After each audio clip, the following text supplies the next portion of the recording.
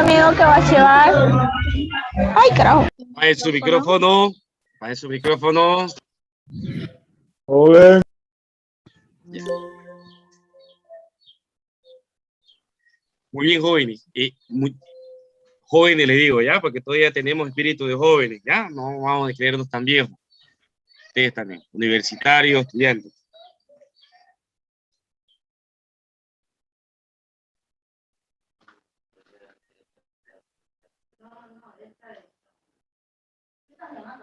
Ya, les decía, estuve hablando con la licenciada ahorita, la encargada, es que nos pidieron a nosotros que tendríamos que grabar la sesión, pero ella viendo justamente y viendo la situación, he hablado en estos momentos con ella para evitar que la segunda ya no la grabe, porque se pierde bastante tiempo y se pierde también el hilo.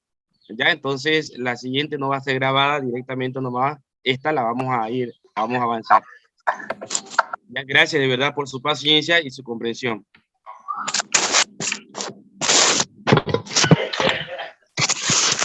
Voy a ir avanzando con la diapositiva, ya, para ir terminando el contenido. Vamos a ingresar, mientras van ingresando sus compañeros. Estamos hablando, voy a compartir pantalla, me avisan por favor si se logra visualizar.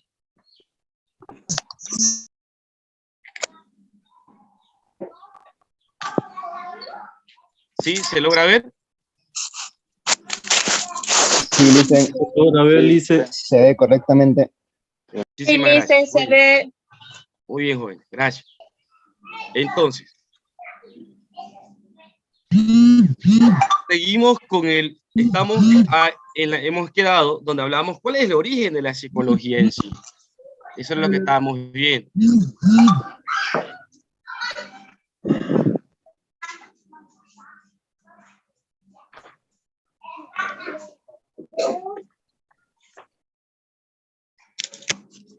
Y decíamos en la anterior diapositiva, estoy volviendo muy adelante. Decíamos que en los inicios justamente de la psicología, se dio a conocer justamente a través de los filósofos de la antigüedad. ¿Y quiénes eran estos filósofos? Eran justamente Sócrates y Platón. Dice que a través de Sócrates y Platón, a través de sus ideas, de sus opiniones, la psicología fue creciendo y fue creciendo, mejor dicho, fue dándose a conocer por todos los demás filósofos. De ahí que justamente la psicología es parte de la filosofía, por si acaso. La psicología como ciencia, se ha independizado recién entre el siglo XVIII y XIX por ahí. Es recién nomás. ¿Ya? Mientras tanto, no. Pero es que, ¿cómo es que logró independizarse? ¿Cómo es que logró hacer ciencia la psicología? Lo vamos a ver más adelante. Antes justamente se creía que la disculpe la molestia. Perdón, ¿le escucho? ¿Podría, por favor, que los otros participantes apaguen su micrófono? Mucha bulla. Ya, por favor, los voy a silenciar, ¿ya? Y el que quiera hablar, que levanten sus manitos. Levanten su mano. Gracias. Muy bien. De permitir que los participantes reactiven su micrófono, sí. ¿Sí?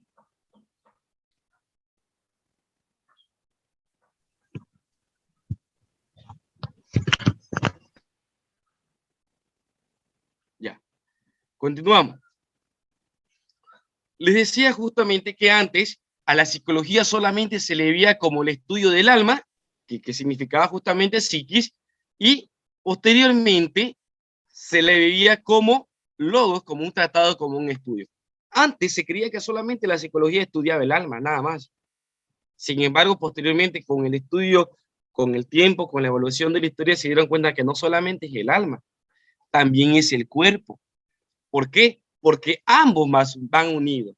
Tanto la mente como nuestros sentimientos van de la mano, nos dice posteriormente. Esto lo vamos a ver, lo vamos a visualizar en la siguiente diapositiva. Por ejemplo, yo les decía que Sócrates y Platón fueron los artífices, se puede decir así, en dar a conocer a la filosofía a la psicología a través de sus ideas. Aquí, por ejemplo, leamos una de las ideas de Sócrates. ¿Qué nos dice? Jorge, por favor, Alejandro, colabóreme con la lectura de la frase de Sócrates. ¿Qué dice? Ya. En cualquier dirección que recorras, el alma nunca tropezará con sus límites. Ante todo es necesario cuidar del alma si se quiere que la cabeza y el resto del cuerpo funcionen correctamente. Ya. Vamos primero con Sócrates. En cualquier dirección que recorras el alma, nunca tropezarás con sus límites. A ver, vamos desmenuzando lo que nos quiere decir Sócrates a través de esta frase. En cualquier dirección que recorras el alma, nunca tropezarás con sus límites. ¿Qué nos querrá decir Sócrates con esto? Pero sí, Sócrates. ¿Alguien que quisiera participar?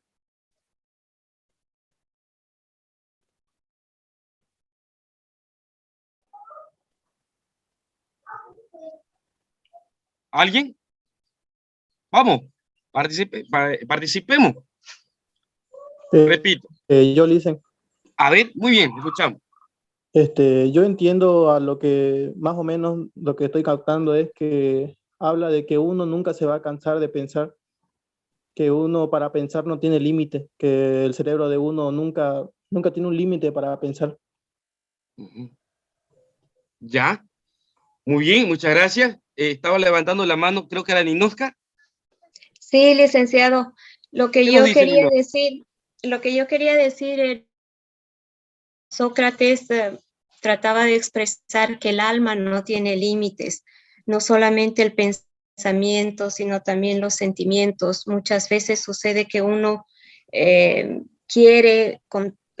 hace tanto énfasis en algo que quiere que realmente busca y hace las cosas para conseguirlo. Y eso es porque realmente el alma no tiene límites, ¿no? Todo lo que uno quiere realmente con pasión lo llega a alcanzar. Ya, bien, muy bien.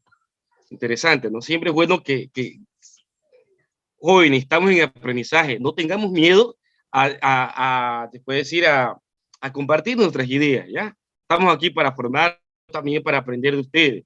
¿Alguien más que quisiera participar? ¿Que quisiera hacer una intervención?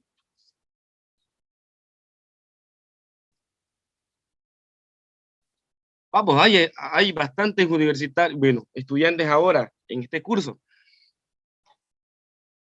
¿Quién más anima a darle una interpretación? En cualquier dirección que recorras, Valeria Hinojosa, le escuchamos. Bueno, lo que yo llego a entender por esa frase que dice Sócrates, que todo lo que nosotros pongamos una dirección, el alma nunca tropezará con sus límites, porque nosotros tenemos la capacidad de no tener límites y cada tropiezo nosotros podemos pasarlo. ¿Eso? Exactamente, ¿no? Ya, gracias. Asunta Durán.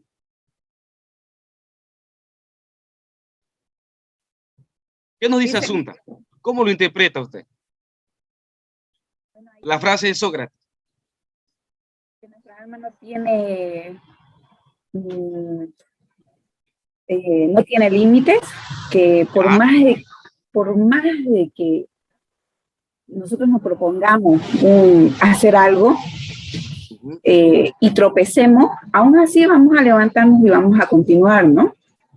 Para mí eso significa que no tengamos límites en todo lo que nos propongamos hacer, ¿no? Que por más Gracias. que nos tropecemos, nos podemos levantar y continuar. Muy bien. Carlos Vaca. Buenas noches, licenciado. Bueno, que uno nunca puede tropezar, ¿no? Si sabe, también puede poner sus límites, ¿no? A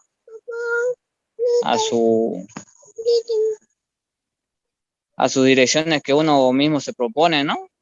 Claro, ya, va por ahí. Felicia.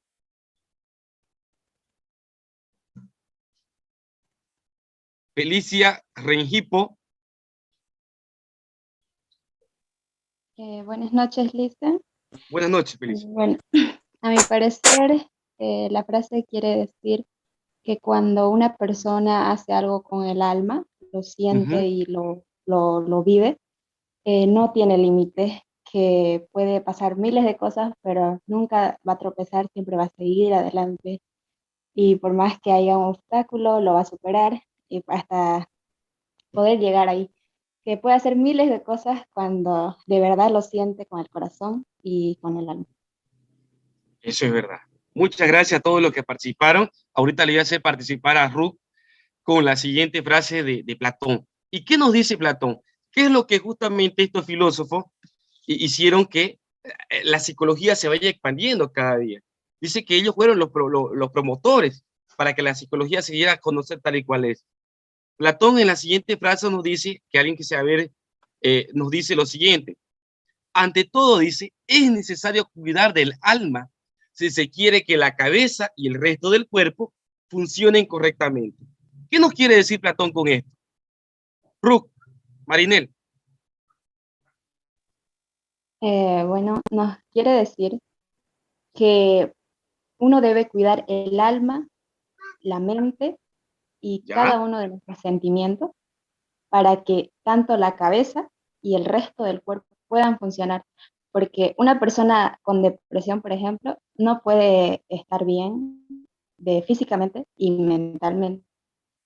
Y para que el alma esté sana, por decirlo así, debe ser una fuerza que viene desde ahí, desde el alma.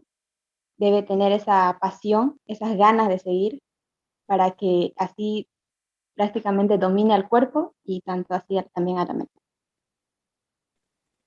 Ya. Gracias. Gracias. Muy bien. ¿Dónde está Carly Nayeli? ¿Cómo lo interpreta usted la frase de Platón? Ante todo es necesario cuidar del alma si se quiere que la cabeza y el resto del cuerpo funcionen correctamente. Carly, ¿qué nos dice? ¿Cómo lo interpreta usted?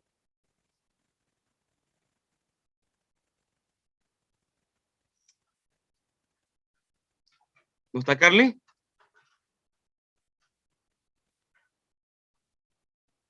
Katia.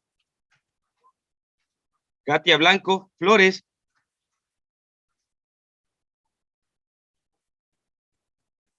Vamos, un participante más. Creo que, perdón, disculpe, ¿puedo intentarlo yo?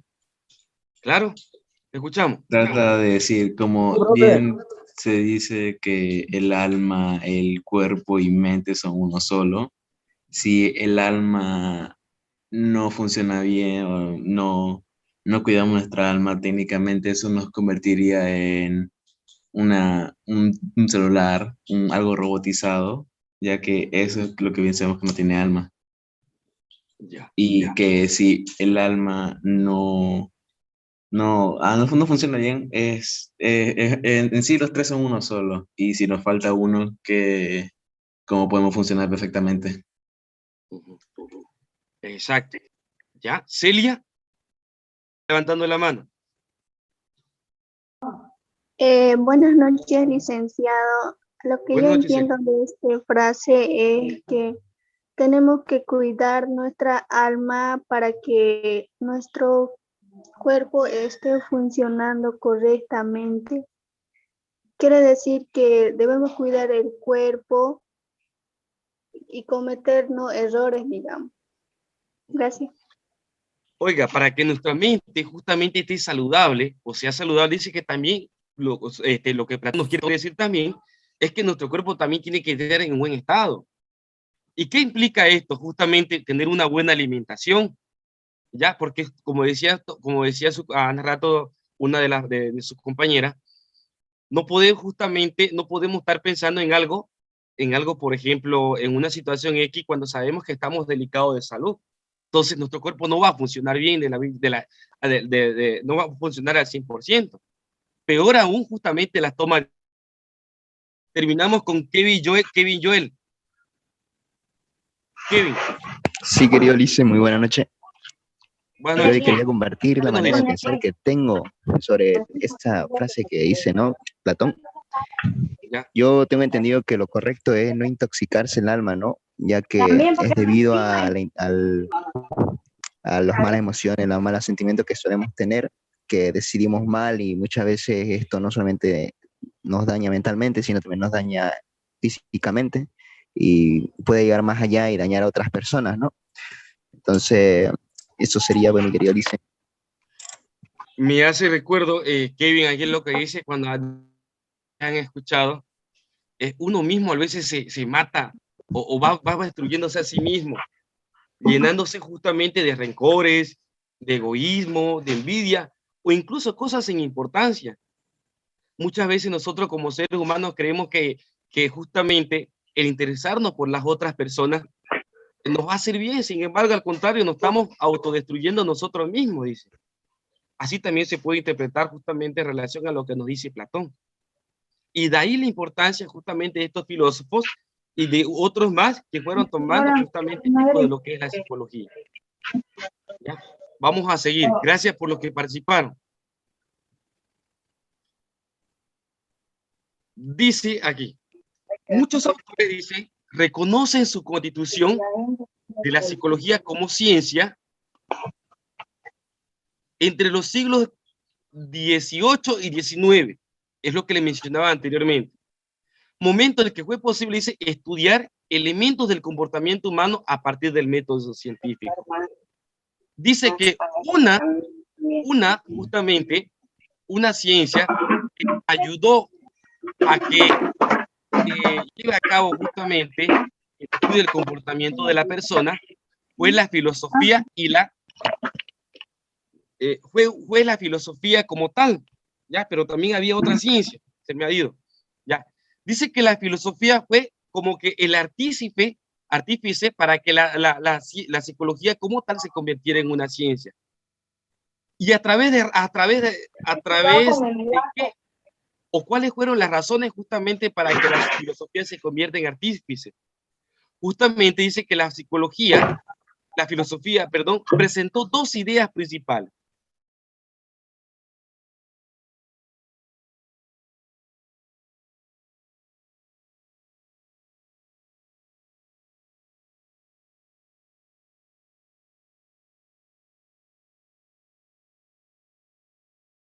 Es que las ideas, dice, sobre la forma de acceder al conocimiento del mundo natural estaba basada en la experiencia, es decir, en lo empírico, en el diario vivir, y que justamente las ideas de ese conocimiento del ser humano debía, dice, cumplir con los criterios de la lógica y de la racionalidad, a través del uso de la razón como tal. Entonces, partiendo de estas dos ideas, justamente, tanto empírica como racionalista, es que la filosofía se convierte en artífice para que la psicología como tal se convierta en ciencia posteriormente. Por favor, capaz su micrófono. Por favor, los micrófonos, gracias. Hay unos que todavía están y no dejan atender a sus compañeros. Voy a tener que nuevamente silenciar.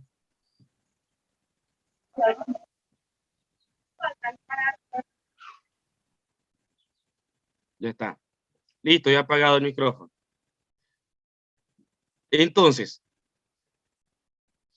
si yo le preguntase cuáles fueron justamente las ideas o las bases que utilizó o que brindó la filosofía para que se lleve a cabo el comportamiento humano dentro del saber científico o dentro del método científico, justamente fueron el empirismo y el racionalismo. El empirismo basado en la experiencia del mundo natural y el racionalismo basado en la lógica y la racionalidad. ¿Ya? Esos son los dos puntos importantes. ¿El empirismo qué dijo más, profe? El empirismo basado en la experiencia y el racionalismo basado en la lógica y la racionalidad, en el uso de la razón.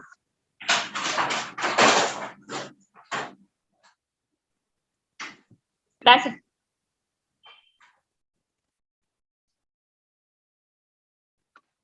Ahora, seguimos con la parte del origen de la psicología. Justamente dice que los avances en el estudio de las ciencias naturales, como la biología y principalmente el estudio del sistema nervioso, dice que permitieron comprender el comportamiento humano. Antes, los filósofos antiguos o se manejaba la idea de que el cuerpo y el alma iban separados. No era posible, no es posible, decían los filósofos, que esto vayan justamente juntos. Al contrario, son independientes. Con los estudios justamente que se hizo a través del método científico y como lo ven a diapositiva, como lo leen ustedes, a través de la biología y de las ciencias naturales, se comprobó que el sistema nervioso justamente iba y tenía esa interacción justamente con la mente, con el cerebro. Entonces, posterior a eso se comprobó entonces que estos no iban separados, iban juntos. Cuando se descubre, dice la parte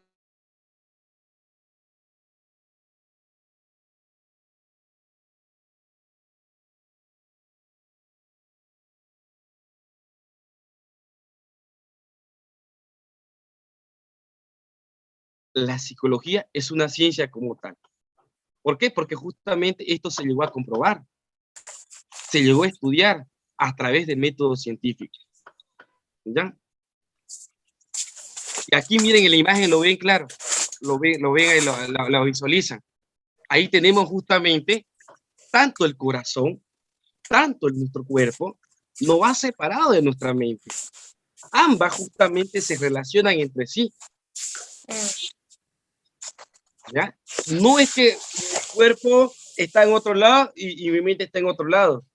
Muchas veces decimos, no, estamos creyendo que estamos escuchando atención a cuando, no sé si alguna vez le ha pasado, estamos participando en una conferencia, sin embargo nuestra mente está en otro lado y nuestro cuerpo estamos ahí. ¿Pero a qué se deberá eso? ¿Qué creen ustedes? ¿Qué es lo que pasará? No capta la atención de ambos. ¿Ya? ¿Dónde está Maday? ¿Qué es lo que opina usted? ¿Qué nos dice? ¿Qué sucede cuando nosotros estamos en el lugar donde estamos, pero sin embargo nuestra mente está en otro lugar? ¿A qué se deberá? No estamos con la total de atención al 100% o quizás con esas ganas de atender o escuchar a esa persona. Nos dice la psicología, jóvenes, nos dice la psicología que cuando nosotros actuamos de esa manera, estamos a trabajar a una parte más que la otra. Y eso hace justamente que nuestra mente se vaya cansando y que cuando queramos asumir nuevos retos, entonces ya no tengamos justo suficientemente fuerza para poder justamente llevarlo adelante. Ya tenemos que tener mucho cuidado, nos dice la psicología, en esta forma justamente de actuar o de ser de cada uno de nosotros. ¿Ya? Seguimos. ¿Cuáles son los principales enfoques teóricos? Cuando hablamos de los principales enfoques teóricos, jóvenes, estamos diciendo que la psicología, conforme ha ido pasando el tiempo, ha ido evolucionando. Por tanto, han ido diferentes corrientes que han estudiado la psicología, como también han tenido sus representantes, han tenido sus objetos de estudio y también justamente han tenido algo que rescatar de estos enfoques que se le estoy mencionando. Por favor, Noelia, léame cuál es la primera corriente o el primer enfoque teórico de la psicología. ¿Qué nos dice ahí? ¿Qué logra visualizar? ¿Cómo se llama el primero? Toda la primera, justamente la primera fila, léame. Ya. Principales enfoques teóricos, las corrientes o perspectivas, dice, estructuralismo aproximadamente de 1875 a 1885. Representantes Wilden, Wundt y Ed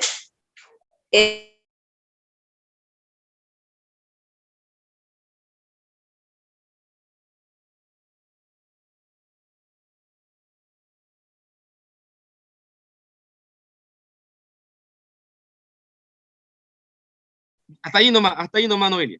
No lo vamos a hacer tan largo. Esto no va a servir como dato. Dice que una de las principales corrientes de la psicología, justamente para el estudio de la psicología también, fue el estructuralismo. ¿Y quiénes eran sus representantes? Eran Wilhelm Wundt y Eduard Tirschel. ¿Ya? Dice que el objeto de estudio del estructuralismo era que éste se interesó sobre todo en estudiar la estructura básica de la mente. Repito, el objeto de estudio del estructuralismo, como primera corriente de la psicología, es que este estudio se interesó por estudiar la estructura básica de la mente. La segunda corriente para el estudio de la psicología es el funcionalismo. Dice que el funcionalismo tenía como representante a William James y John Dewey. Sujeto de estudio del funcionalismo era justamente es que ellos se interesaron en conocer el funcionamiento de la mente. Ya. Vamos tratando de hacer esta diferencia. Funcionalismo, funcionamiento de la mente. Estructuralismo, estructura básica de la mente. Ya. Otra corriente es el psicoanálisis. Celia, por favor, colabóreme con el psicoanálisis. ¿Eran sus representantes y cuál era el sujeto de estudio? ¿Cuál? Disculpe. Celia, en el cuadro, sí. en la tercera fila, el psicoanálisis. ¿La psicoanalismo? Psicoanálisis. Psicoanalismo, aproximadamente desde 1900 hasta la fecha. Sigmund Freud, Carl Juan Aldrich Adler. Objeto de estudio. Se interesó en el estudio del inconsciente y planteó la estructura del aparato psíquico. Psíquico, muy bien. Entonces, hasta ahí nomás, Celia, gracias. Entonces, el psicoanálisis, justamente la corriente psicoanalítica, se interesó sobre todo por el estudio del inconsciente y planteó, dice, la estructura del aparato psíquico, es decir, del estudio de la mente. ¿Ya? Repito, ya le voy nombrando tres corrientes justamente que posteriormente ayudaron al estudio de a encontrar el estudio de la psicología y que posteriormente ellas fueron estudiando. El estructuralismo, el funcionalismo y el psicoanálisis. Posteriormente tenemos una más. Kevin, por favor, colabóreme cuando dice la siguiente corriente. Creo que sí le dicen, tenemos el conductismo, aproximadamente entre 1900 y 1980, representado por Ivan Pavlov, John Watson y B.F. Skinner. Se interesaron en estudiar solo los eventos observables del comportamiento. Ya, solamente dice el conductismo se interesó en estudiar solamente, dice, los elementos observables del comportamiento. Y por último, la otra corriente tenemos el Gestalt. Sujeto de estudio es que ésta se interesó sobre todo sobre la conciencia como mecanismo y fuente de interpretación de las partes, es decir, la percepción como tal. El conductismo, justamente decíamos, solamente los eventos observables del comportamiento. ¿Ya? Seguimos. Luego también otra de las corrientes que se interesó justamente por el estudio de la psicología fue el humanismo. Esta se interesó, dice, por el estudio de aquellos aspectos que caracterizan al ser humano como tal. La autodeterminación, esperanza y el sentido de la vida. Y por último, tenemos la cognitiva. Esta se interesó en el estudio de los procesos mentales y la forma en la que se procesa la información, es decir, las cogniciones. Jóvenes, estas fueron justamente las corrientes que se interesaron antiguamente, porque hoy en día dice que estas ya no se utilizan. ¿Cuáles son las que se utilizan justamente para el estudio de la psicología? Hoy en día justamente se utilizan los modelos, se utilizan 4 modelos. Con esto terminamos ya las diapositivas, por si acaso. El modelo psicoanalítico, el modelo conductista, el modelo cognitivo y el modelo humanista. Es decir, 4. Las anteriores corrientes con las que permitieron ir justamente desmenuzando la importancia de la psicología, el estudio en la cual debería ser parte de la psicología. Estas corrientes hoy en día pues ya no se toman en cuenta, nos dice. En la actualidad se toman en cuenta estos 4 modelos: psicoanalítico, el conductista, el cognitivo y el humanista. Alguien, por favor, que me colabore haciendo lectura del modelo psicoanalítico. Vamos a ver de qué se trata esto. Dicen, ¿será que puede, por favor, volver a la anterior diapositiva un rato? Ahí está. Gracias. Listo, ya puede seguir. Gracias. Listo. Vamos. Yo, licenciado. ¿Alguien que me pueda colaborar? Claro. De los enfoques dice que hoy en día se utilizan, o que hoy en día que utiliza la psicología, los psicólogos, a través para realizar el estudio justamente de esta. ¿Quién me puede colaborar leyendo el modelo psicoanalítico? Yo, licenciado. A ver. Ya. Enfoques que hoy utilizan. Modelo psicoanalítico. Los conflictos se forman por una lucha entre las 3 estructuras conformadas por el inconsciente y la conciencia, y se van desarrollando desde la infancia. Ya. Los conflictos, dice, se forman por una lucha entre las 3 estructuras conformadas por el inconsciente, el preconsciente y la conciencia, y van desarrollando desde la infancia. ¿Qué nos dice el modelo psicoanalítico, joven?